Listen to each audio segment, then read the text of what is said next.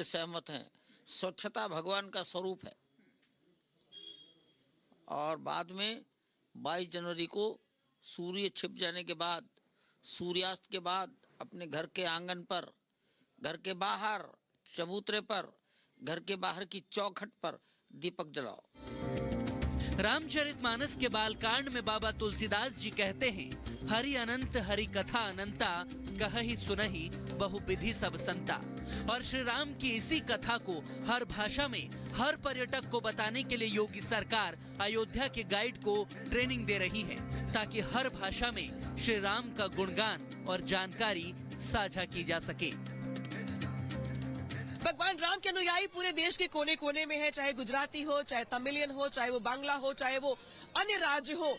वहाँ के जब श्रद्धालु दर्शन करने के लिए आएंगे तो उनको कैसे ट्रीटमेंट दिया जाएगा, कैसे उन्हें इतिहास बताया जाएगा, पौराणिक कथाएं सुनाई जाएंगी, इसको लेके बकायदा टूरिस्ट डिपार्टमेंट की ओर से यहाँ पे जो टूरिस्ट गाइड है वो तैयार करवाए जा रहे हैं। ये जो लोग देख रहे हैं आप, इनका बकायदा यहाँ पर ट्रेनिंग चल रहा है, क्योंकि सरकार का ये आकलन है कि 22 तारीख को प्राण प्रतिष्ठा के बाद से अचानक से पूरे देश भर के श्रद्धालु यहाँ पर भारी संख्या में आएंगे। ऐसे में उन्हें कैसे घुमाया जाए, कैसे अयोध्या के दर्शन करवाए जाए, कैसे यहाँ के जो स्थल है उनके बारे में बताया जाए, इसको लेके यहाँ पर अलग अलग भाषाओं में ट्रेनिंग चल रही है। राम मंदिर में प्राण प्रतिष्ठा होने के बाद अयोध्या पहुंचने वाले राम भक्तों की तादाद में भारी बढ़ोतरी होने वाली है। अंतर्राष्ट्रीय एयरपोर्ट और स्टेशन तैयार होने के बाद से भी दुनिया के कोने कोने से भक्तों के अयोध्या पहुंचने का सिलसिला जारी है। ऐसे में अयोध्या का ये ट्रेनिंग स्कूल इतना खास है कि यहाँ पर भारत की क्षेत्रीय भाषाओं के साथ ही विदेशी भाषाओं जैसे अंग्रेजी के साथ साथ फ्रेंच और स्पेनिश भी सिखाई जा रही है, ताकि गाइड हर भाषा में यहाँ आने वाले श्रद्धालुओं और पर्यटकों को भगवान राम और उनकी अयोध्या के बारे में पूरी जानकारी दे सके। कैसे देते हैं आप लोग, क्या कैसे फॉर्मेट तैयार किया आप लोगों ने, कौन कौन सी भाषाएं सिखा रहे लोगों को? मैम, हम लोगों को जो है MKITM मान्यवर काशीराम इंस्टीट्यूट से जो है आदेश हुआ योगी जी का कि हम लोग अयोध्या में आने वाले राम भक्तों को अच्छी तरीके से सुविधा उपलब्ध करा पाए, उनकी भाषाओं को ज्ञान कराएं। तो हमारे ट्रेनिंग संस्था ने जो है यहाँ पे डिफरेंट भाषाओं को जो है नॉलेज के लिए कई जगह से लोग आए हुए हैं, कोई इलाहाबाद से है, कोई दिल्ली से है, कोई कहाँ से आया हुआ है, उनको जो है यहाँ की भाषाओं को ज्ञान, जैसे गुजराती है, तेलुगु है।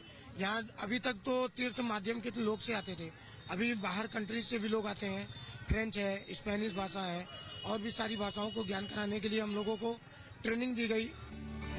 अयोध्या में श्रद्धालुओं के लिए रहने, खाने, घूमने से लेकर जानकारी देने और यात्रा करने में किसी तरह की कोई परेशानी ना हो, इसके लिए अयोध्या विकास प्राधिकरण ने ट्रांसपोर्टेशन को लेकर भी जबरदस्त तैयारियां कर ली हैं।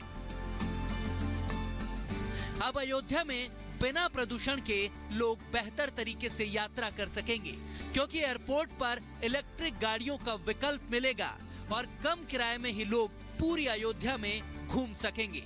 इलेक्ट्रिक टैक्सी का किराया भी लोगों को पहले से पता होगा और उसकी सूची लगी होगी, यानी कोई भी ड्राइवर आम पर्यटकों से ज्यादा वसूली नहीं कर पाएंगे। भगवान राम के भव्य अयोध्या को और सुंदर और पोल्यूशन फ्री बनाने को लेकर के यहाँ पर एक अनोखा प्रयास किया गया है। प्रयास दरअसल ये है कि जो श्रद्धालु फ्लाइट के जरिए यहाँ पर उतरेंगे, अब वो अयोध्या में जो गाड़ियां चलती हैं वो यहाँ पर इलेक्ट्रिक गाड़ियां होंगी, ताकि जो अयोध्या में प्रदूषण है अब वो ना फैलेगी। देखिए, जैसे ही फ्लाइट से लोग उतरेंगे वैसे उन्हें जो टैक्सी के ऑप्शन है वो यहाँ पर दिख जाएंगे।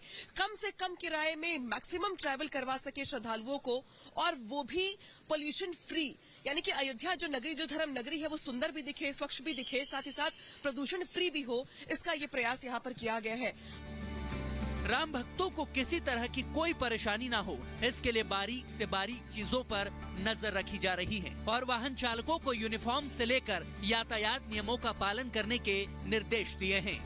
अयोध्या से खासकर पर्यावरण बचाने और इलेक्ट्रिक व्हीकल को बढ़ावा देने का भी एक मैसेज दुनिया भर में जाने वाला है।